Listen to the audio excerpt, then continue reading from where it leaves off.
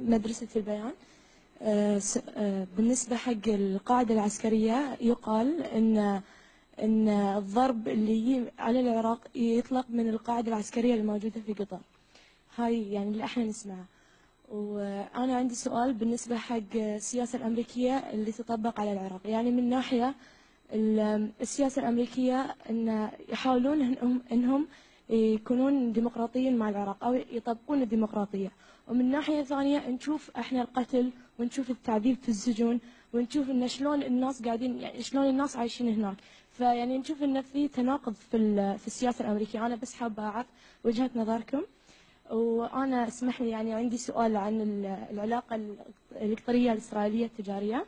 حابة أعرف إيش نوع التجارة اللي بين قطر وإسرائيل، يعني شنو والله ما أعرفها. يعني شنو الأشياء اللي قطر تصدرها لإسرائيل وتستوردها من إسرائيل؟ ترسني أنا شفت في جريدة مكتوب 48,000 دولار إنه السنة اللي فاتت في تبادل. والله ما أعرف إيش هو. بس إذا أنت ما تعرف من ممكن يعرف؟ اسمح لي يعني نقدر نسأل وزير الاقتصاد. زين إذا بتسمح لي أكمل سؤالي. الإيرادات اللي تروح حق إسرائيل ما تعتقدون أن إسرائيل يستخدمونها في تصنيع الأسلحة اللي يذبحون فيها الفلسطينيين؟ ما تقدرين تاخذينها بهالطريقة لأنه هاي موضوع تجاري. يعني أكيد بضاعة، إذا أنت شريتي ساعة مثلا مش كلها بتروح للحرب، لكن ما في شك أنه هذا يدعم اقتصاد إسرائيل.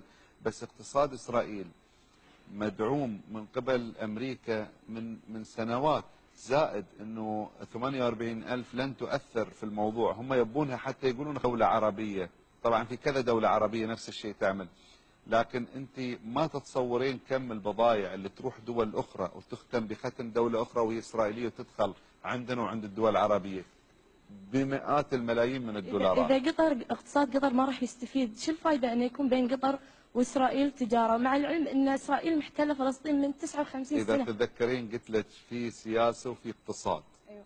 وهذا يدعم هذا. أنا ما أعتقد أن احنا عملناه استعباطا، احنا عملناه بعد مؤتمر مدريد. ومؤتمر مدريد كان في انفتاح وكان في سلام، وفعلا في دول رجعت أراضي، مثل الأردن وقعت اتفاقية، مصر رجعت سيناء. إسرائيل ما التزمت بالسلام. صح، بس هذا الموضوع طويل نحتاج أن نستمر فيه. يعني احنا سوينا عدة مبادرات، يعني الدول العربية سوت مبادرات سلام مع إسرائيل. أتفق معك وإسرائيل نقضت كل هالمبادرات. 100% أتفق معك. تعرفين ليش؟ لأن هم الأقوى وإحنا ضعاف بسبب اختلاف إذن يعني وتفرقنا. إلى متى بنتم احنا ضعاف وهم الأقوى؟ أنا أعتقد يمكن الله يجيب جيل أحسن منا يسوي المهمة. إن شاء الله. نرجع حق سؤالها الأول عن موضوع العراق، أن الأمريكان يقولون ديمقراطية يوميا. بعد ما اختلف معاك في تناقض في السياسة الأمريكية في العراق، ما اختلف معاك في هذا الموضوع. والقاعدة؟ إيه القاعدة. احنا إذا تتذكرين لما صار هذا الموضوع كان عندنا الساتكوم اللي هو القيادة المركزية في قطر.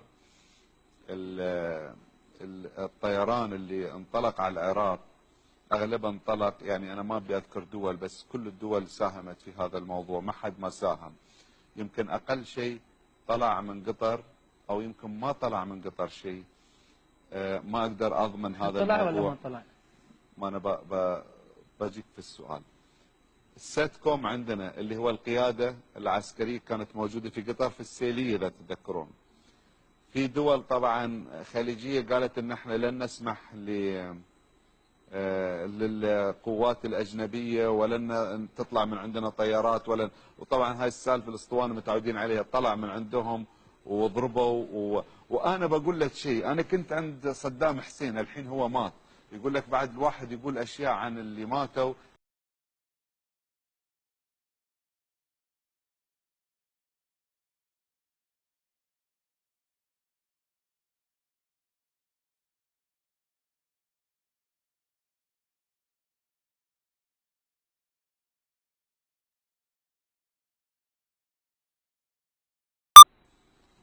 لكن يا اخي انتم الان تطلع طيارات من هنا ومن هنا ومن هنا بدون ما بيذكر اسماء، ليش يعني ليش ما نحل الموضوع بيننا وكذا؟